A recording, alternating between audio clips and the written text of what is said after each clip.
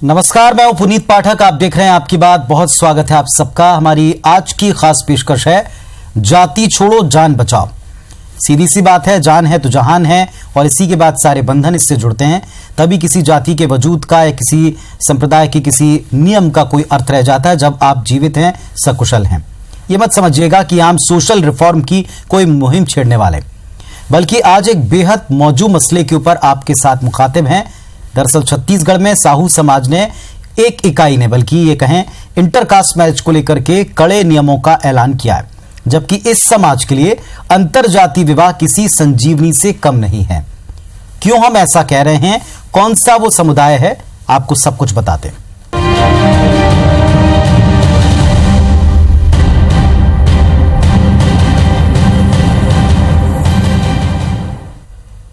चलिए, सबसे पहले आपको हम बताते हैं उस बीमारी के बारे में। आपने सिकल सेल एनीमिया के बारे में जरूर सुन रखा होगा। ये एक आनुवांशिक बीमारी है, हेरिडेटरी बीमारी है।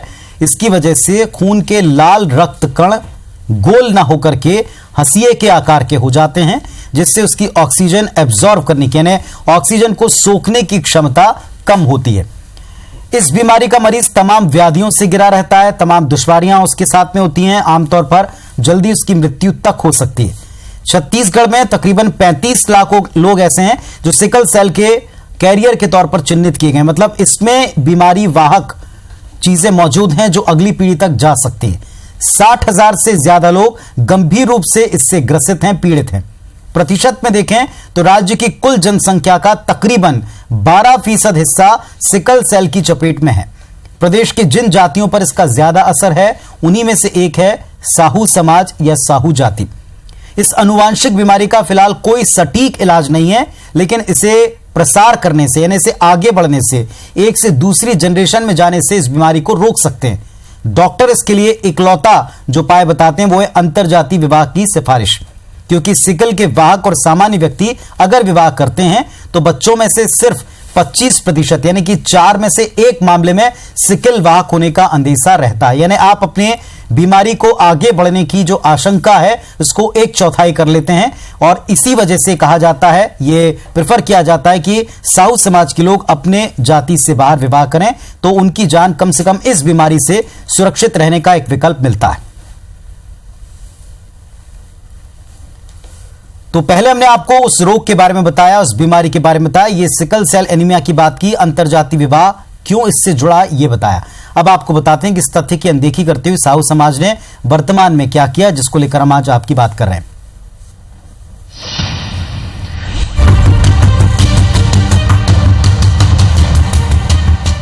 जाति से बाहर शादी अब भी गुनाह। छत्तीसगढ़ में साहू समाज का तुगलकी फरमान। जाति पंचायत का दंड शास्त्र। 21वीं सदी के भारत में जाति की जिद्दी दीवारें ढहने के बजाय और ऊंची होने लगी हैं। इसका ताजा उदाहरण है अंतरजातीय विवाह को लेकर छत्तीसगढ़ के साहू समाज का रवैया। विशेषज्ञ कहते हैं कि अंतरजातीय विवाह साहू समाज के लिए बेहद जरूरी है, क्योंकि इसी के जरिए वो सिकल सेल एनीमिया बीमारी को मात दे सकते हैं। इस सच्चाई से बाखबर होने के बाद भी छत्तीसगढ़ प्रदेश साहू संघ अपनी सोच बदलने को तैयार नहीं। हाल ही में उसने अपने सामाजिक नियमों में संशोधन किया, जिसमें उसने अंतरजातीय विवाह के लिए काफी कड़ा नियम बनाया। इसके तहत साहू समाज का जो भी सदस्य इंटरकास्ट मैरिज करेगा उसे 1 साल के लिए समाज से बाहर कर दिया जाएगा।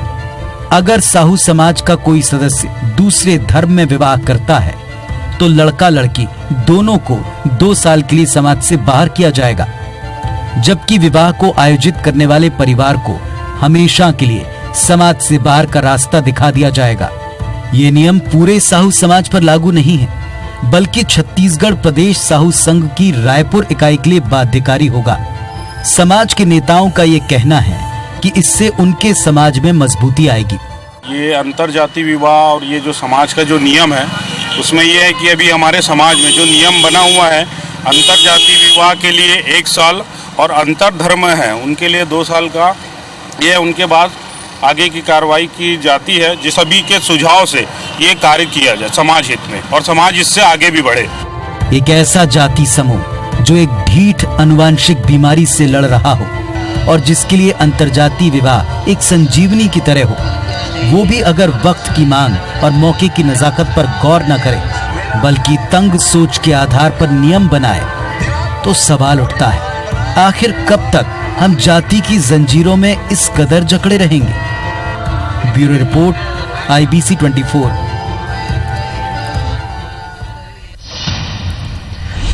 तो हम कोई भी सोशल रिफॉर्म करने के लिए इस कार्यक्रम को नहीं कर रहे हैं, ये बात हम पहले आपको बता दें। एक बीमारी जिसके विकल्प, जिससे बचने के विकल्प मौजूद हों, अगर आप उसी विकल्प के अगेंस्ट जाते हैं, यानी अपनी जान को खतरे में डालकर किसी सामाजिक बंधन को आप आगे बढ़ाते हैं, इसके सही या गलत होने पर चर्चा करने से बेहतर है कि हम इस पक्ष पे बात करें कि जान है तो जान है। अगर आपकी जान रहेगी तभी आप इन नियमों को निभा पाओगे। क्या कोई भी परिवार, क्या कोई भी पीढ़ी अगली पीढ़ी को किसी बीमारी से बचाने के लिए किसी विकल्प के मौजूद होने पर भी इससे किनारा करे, मुंह फेरे, उलट जाकर के काम करे, इस बात को आप तार्किक मानेंगे? इस पर हम बात करेंगे। हमारे साथ में 3 विशेष मेहमान जुड़ चुके हैं इस विषय पर चर्चा के लिए। सनत साहू जी हैं, पूर्व महामंत्री हैं छत्तीसगढ़ साहू समाज, स्वागत है आपका। आनंद साहू जी हैं, संयोजक न्याय प्रकोष्ठ छत्तीसगढ़ साहू समाज, आपका भी स्वागत है। और डॉक्टर मुकेश शर्मा जी हैं, रक्त रोग विशेषज्ञ, हमारे साथ में। आप तीनों का इस मंच के ऊपर हम स्वागत करते हैं। डॉक्टर साहब के पास हम बाद में जाएंगे। हमने आपको दिखाया, बताया भी कि कैसे इस बीमारी को रोकथाम करने के लिए एक विकल्प आपके पास मौजूद है कि आप अंतरजातीय विवाह करें, ये जान बचाने के लिए जरूरी है। आनंद जी, आप इस शुरुआत करेंगे। क्या ऐसे में ये निर्णय, ऐसे में ये सख्ती जिसका इंडिकेशन दे रहे थे बाइट में हमने सुना, जायज लगती है आपको? पहली बात तो मैं ये बोलना चाहूंगा कि सिकल सेल सिर्फ साहू समाज या कुर्मी समाज में है, ऐसा कोई, क्योंकि जनसंख्या 28 से 30% का छत्तीसगढ़ में साहू समाज के लोग हैं। इसलिए ऐसा लगता है कि साहू समाज में ही ज्यादा या कुर्मी समाज में ही ज्यादा सिकल सेल बीमारी है। तो इस बात से मैं सहमत नहीं हूं कि साहू समाज में ही है, अन्य समाजों में भी है। और जो इनके रोकथाम के लिए जो होना चाहिए मुख्य बात यह है कि जैसे अभी बताया गया कि अंतरजातीय विवाह इसका विकल्प है।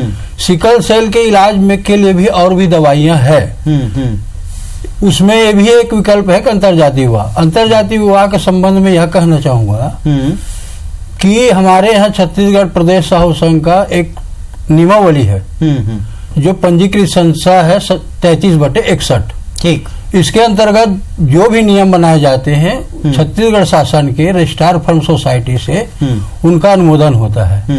यदि कोई नियम गलत है तो शासन ने उनको अनुमोदन दिया है, यह भी गलत है, तो हम उन नियमों का पालन करते हैं। नहीं, शासन की बात छोड़ देते हैं, आप क्या इस बात से सहमत? दूसरा, आपने जो पॉइंट रखा ठीक बात है, हमने पैकेज में भी बताई बात कि केवल आप ही का समाज नहीं बल्कि समाज का एक हिस्सा इससे ग्रसित है, इससे पीड़ित है। टेस्ट करा के अगर आप उनके ऊपर ये बात लागू करते तो शायद समझ में आती। अगर आपके पास 2% भी इससे ग्रसित लोग हैं और उनकी जान बचाने का ये विकल्प है, फिर पूरे समाज के लिए कोई नियम आ जाना जो उनकी जान पर भारी पड़ सकता है, आपको उचित लगता है? मैं यही कहा ना कि इलाज किसी भी बीमारी का है ऐसा नहीं है, सभी बीमारी का इलाज है। एक अंतरजातीय विवाह होगा ही तभी उसका इलाज होगा, ऐसा कोई जरूरी नहीं है। अंतरजातीय विवाह अलग चीज है और सिकल सेल बीमारी अलग चीज है। आपको मतलब ये नियम ठीक लगता है? आपको लगता है कि ये नियम बहुत जायज है, ठीक है, भले इसकी कोई भी परिणाम है? सामाजिक संगठन को जोड़कर रखने के लिए, एक सूत्र में बांध कर रखने के लिए इस प्रकार के नियम बनाए गए हैं कि सामाजिक नियमावली का जो पालन नहीं करेगा वो स्वतः समाज से कट जाता है। उसको समाज किसी को प्रताड़ित करने के लिए बहिष्कार करता है, ऐसा कुछ नहीं है। वो स्वतः नियम का पालन नहीं करेगा, सामाजिक दायरे से हट जाएगा। लेकिन ये तो अपने आप में एक सजा हुई ना, अगर कोई जान बचाने के लिए ऐसा करे। पूरी बात सुनिए ना उसको। अगर जो आदमी गलती करता है और गलती स्वीकार करके निवेदन करता है कि भाई मुझसे गलती हुई, सामाजिक नियमों का अवहेलना हुआ है, तो उसको बिल्कुल बाकायदा विचार करते हैं और उनको अपने समाज के मुख्य धारा में पुनः उसको शामिल करते हैं। ऐसी कोई बात नहीं है, प्रताड़ना वाली बात नहीं। सारे नियमों को छोड़ दीजिए, साफ साफ बात इसलिए कर रहे हैं क्योंकि वक्त कम रहता है, बात इधर उधर घुमा के ना करें। अगर कोई ऐसा केस आपके सामने आता है, क्योंकि आप जैसे बताया जा रहे हैं कि न्याय प्रकोष्ठ से जुड़े, अगर कोई केस ऐसा सामने आता है कि किसी ने सिकल सेल के बारे में पता करके इस विकल्प को अपनाया, तो क्या समाज उसको अपना लेता है, उसे माफ कर देता है? ऐसी व्यवस्था भी है आपके पास? बिल्कुल उनको अपनाएंगे, ऐसा कोई बात नहीं है। अपनाएंगे नहीं? क्या व्यवस्था है, नियमावली आपकी क्या कहती है? क्या आप नियमों पर बात कर रहे हैं? वही बताया ना कि जो अगर अंतरजातीय विवाह करता है वो अपनी भूल को स्वीकार करके समाज के पास निवेदन करता है तो उसको अवश्य ही हम समाज के साथ में पुनः उसको जोड़ते हैं। उनको प्रताड़ित करने के लिए अलग किया जाता है, ऐसा कुछ नहीं है। चलिए सनत जी भी हमारे साथ। सनत जी, आप इस राय से पूरी तरह सहमत हैं जो कह रहे हैं? सिकल सेल जो आप बता रहे हैं कि सिर्फ साहू समाज में है, तो मैं समझता हूं कि हमारा जो समाज है ग्राम से लेकर राष्ट्र तक हमारा संगठन है और विभिन्न प्रांतों में भी साहू समाज की संख्या है। विभिन्न प्रांतों में भी साहू समाज का संगठन है भारत देश के अंदर। तो निश्चित तौर पे बाकी प्रांतों में तो सिकल सेल साहू में नहीं पाया गया और बाकी प्रांतों में साहू समाज की जनसंख्या कम रही और यहाँ छत्तीसगढ़ की जो आबादी है जो 2.5 करोड़ या 2.25 करोड़ आबादी, 1/4 आबादी साहू समाज की है। तो अगर कोई भी बीमारी हो, अगर जिसकी संख्या ज्यादा है तो लोगों को लगता है कि यहाँ साहू समाज में है तो पर्टिकुलर इसी जाति पे सिकल सेल हो रहा है, या कुर्मी समाज 17% है उनमें ऐसा हो रहा है, बाकी लोगों में नहीं। लेकिन पाया गया है कि अन्य जातियों में भी सिकल सेल है। नहीं, मैं टेक्निकल चीजों से ज्यादा आपसे एक सीधा सवाल पूछा।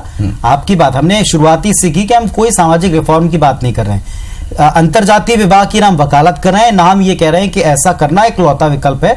लेकिन ये तय बात है, अगर हमारे परिवार में किसी को कोई बीमारी से बचाने का विकल्प, आसान विकल्प, लॉन्ग टर्म का विकल्प है, बिना दवाओं वाला, दवाओं के साथ वाला, तो हम उसको अपनाते हैं। ऐसे में कोई नियम अगर आगे आड़े आता है तो व्यक्ति या तो अपने समाज के नियमों को तोड़ने पर बाध्य हो जाएगा क्योंकि उसको अपने परिवार की लोगों की जान बचानी है, या फिर वो ये होगा कि नियमों को बदलने के लिए आपसे दरखास्त करेगा। ऐसे केसेस में समाज का रवैया क्या रहता है? क्या ये सख्ती, क्योंकि हमने आपको सुनवाया भी कि जो प्रतिनिधि कह रहे हैं समाज के कि इसको हम और सख्त करेंगे, ऐसे में अगर दिक्कत हुई, ऐसे में अगर विरोध हुआ तो क्या होगा?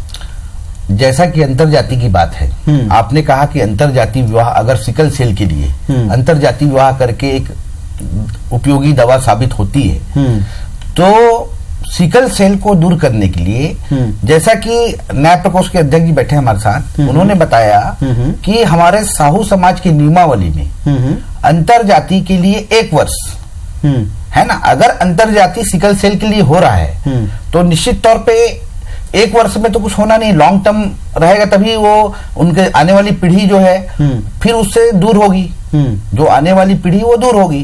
तो हमारा साहू समाज के इलाज में 1 साल ही प्रतिबंध है अंतरजाति करने पर। 1 साल ही आपको सार्वजनिक कार्यक्रमों से दूर रखा जाएगा, ऐसा नियमावली में जो रजिस्ट्रार फर्म ने अनुमोदन किया है ऐसा है। तो निश्चित तौर पे हम ये ऐसा नहीं है कि जाति छोड़ो और जान बचाओ, नहीं, लेकिन अगर उन्होंने इसी बीमारी को देखते हुए, मद्देनजर रखते हुए ऐसा किया है तो क्या गलत किया है? वो लोग आपसे सवाल पूछ सकते हैं। 1 साल के लिए भी आप उनको अगर अलग कर रहे हैं तो अगर वो आवेदन करते हैं कि हमने इस बीमारी के लिए, सिकल सेल के लिए हमने अंतरजाति किया है और इस पर विचार करेंगे और निश्चित तौर पर उनको तुरंत शामिल किया जाएगा। चलिए, हमारे साथ में डॉक्टर साहब भी हैं, डॉक्टर मुकेश शर्मा जी हमारे साथ। 1 मिनट और आपका चाहूंगा। जी जी, कहिए। मेरा छोटा भाई है सग्गा, वो अंतरजातीय विवाह किया है, ठीक है, मगर उसके बच्चे को भी सिकलिन है। ये अंतरजातीय विवाह होने से अगर सिकलिन नहीं होता है तो ये क्यों है?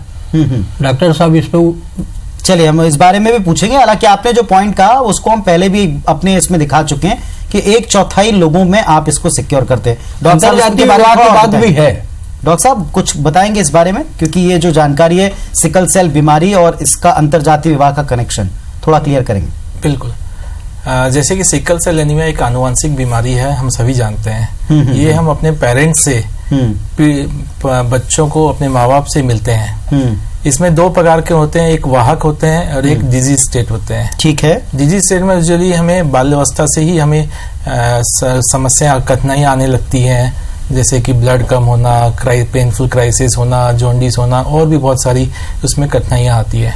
अब सवाल है वाहक का। वाहक यूजुअली सामान्यतः उनको किसी प्रकार की कठिनाइयां नहीं होती है और उन्हें कभी कभी उनको खुद को भी पता नहीं होता है कि वो वाहक है।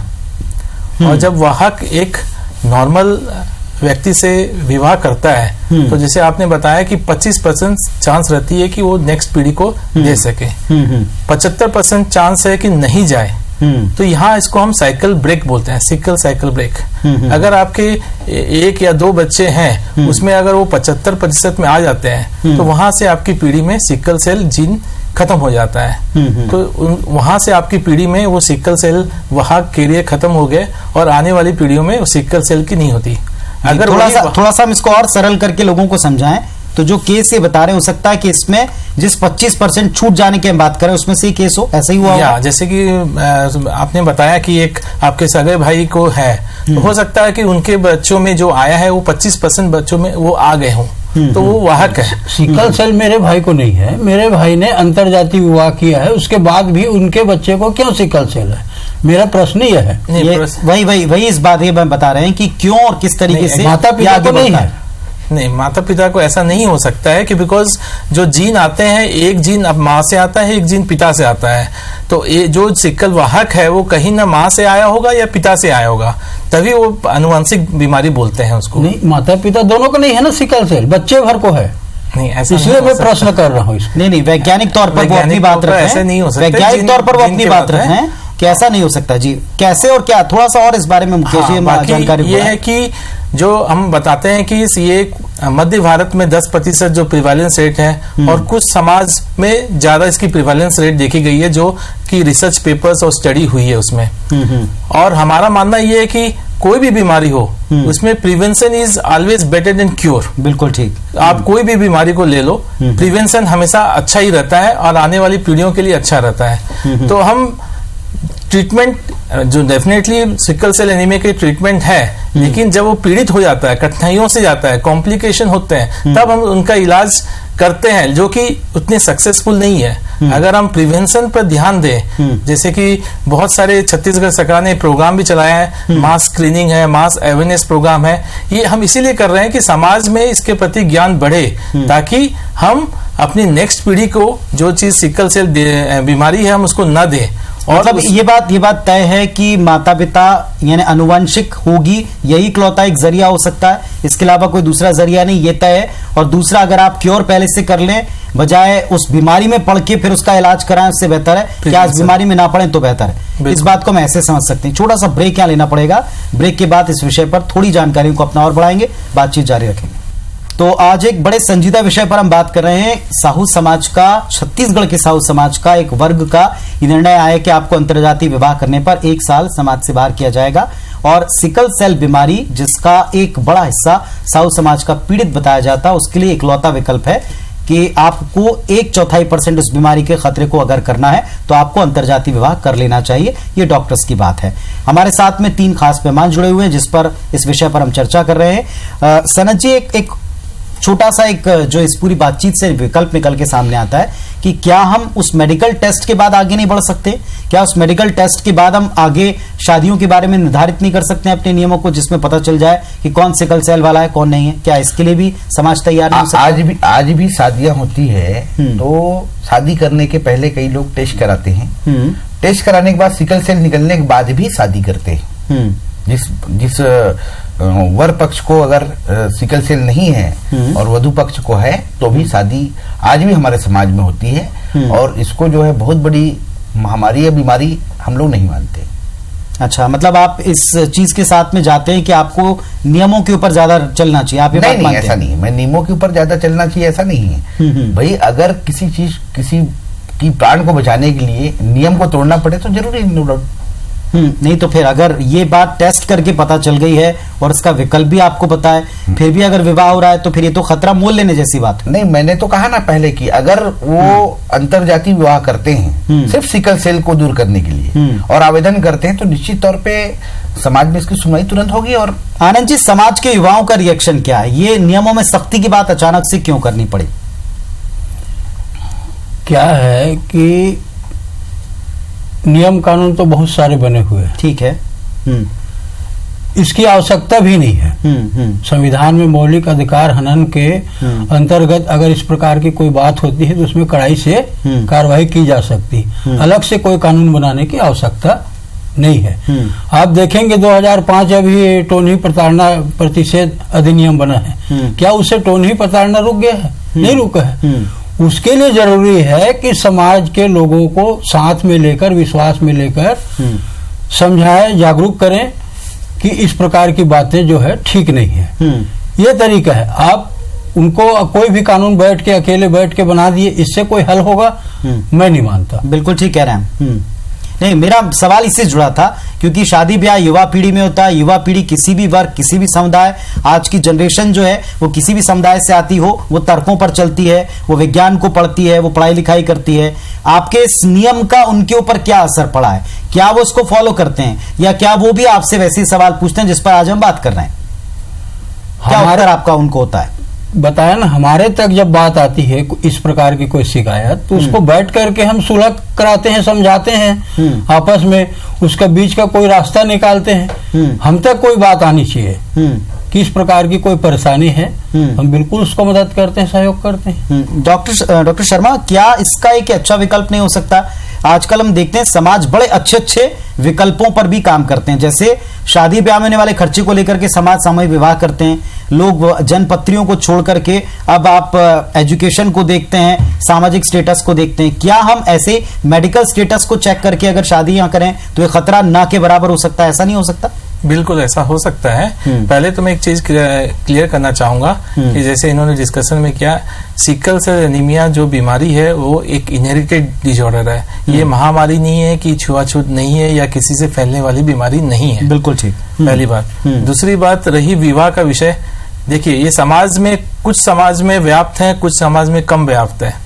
तो हमें ये एंश्योर करना होगा कि जब भी हम शादी करते हैं किसी की, तो हम पहले जन्म पत्री मिलाते हैं, जो कि हमारे प्राचीन युग से चली आई है। उस व्यवस्था में अगर हम ये HPLC या HB इलेक्ट्रोफोरेसिस, जिससे कि हमको सिकल सेल एनीमिया की वाहक है या डिजीज स्टेट का सटीक जानकारी मिलती है, अगर वो हम कंपलसरी कर दें तो इसमें समाज से ऊपर उठ के हम ये डिसाइड कर सकते हैं कि आने वाले बच्चे में या आने वाली पीढ़ी में वो व्यक्ति सिकल सेल वाहक से पीड़ित हो सकता है कि नहीं। तो ये बहुत अच्छा कदम होगा कि सभी समाज मिल बैठ कर ये डिसाइड कर ले कि हम विवाह से पहले वर वधू के दोनों के ही HPLC कराएं और उनकी जानकारी एक दूसरे को दें।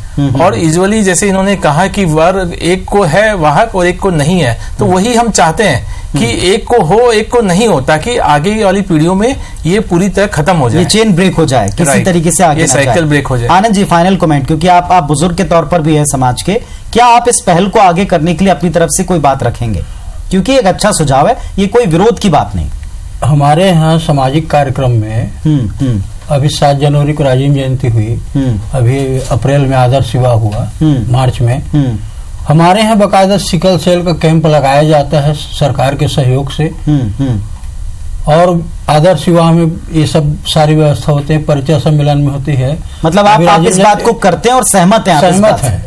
सनत जी, आपका भी कमेंट चाहूंगा, क्या समाज में इस बीमारी को जड़ से मिटाने के लिए अगर ये छोटा कदम शादी ब्याह के पहले हो जाए तो क्या इसमें कोई आपत्ति? नहीं, इसमें कोई आपत्ति नहीं है। अगर बहुत अच्छा ये है और अच्छा संदेश भी है और समाज की विकास की बात है, तो निश्चित तौर पे ऐसा अगर कुछ होता है तो इसको किया जाना चाहिए और किया जाना चाहिए। आदमी जीवित रहेगा जब ही तो समाज रहेगा। चलिए, हमने आप जो बात कह रहे हैं आनंद जी, वहीं से अपने बात की शुरुआत की थी कि अगर आपकी जान है तो जहान है, जहान है तो जहान के नियम लागू होंगे, और जहान के अंदर, इस दुनिया के अंदर ही आप सारे समाजों में, समुदाय में रहते हैं और समुदाय में रहकर के आप नियम बनाते हैं। नियम जान से ऊपर नहीं हो सकते। कोई विद्रोह करे, कोई विरोध करे, इसके बाद आप कोई फैसला लेके उनको सजा का पात्र बनाए। इससे बेहतर है कि आप इस बीमारी के ठीक ठीक कारणों का पता लगाकर इसे दूर करने के उपायों पर समाज में ही बात करें, और विकल्प जो मौजूद है जान से ऊपर उन विकल्पों को न रखते हुए, समाज के नियमों को न रखते हुए अगर विकल्पों को अपनाएंगे तो शायद बेहतर स्थिति बनेगी। यही हमारे इस कार्यक्रम का उद्देश्य था। शुक्रिया आप तीनों का इस मंच पर आकर इस महत्वपूर्ण विषय पर बात करने के लिए। नमस्कार।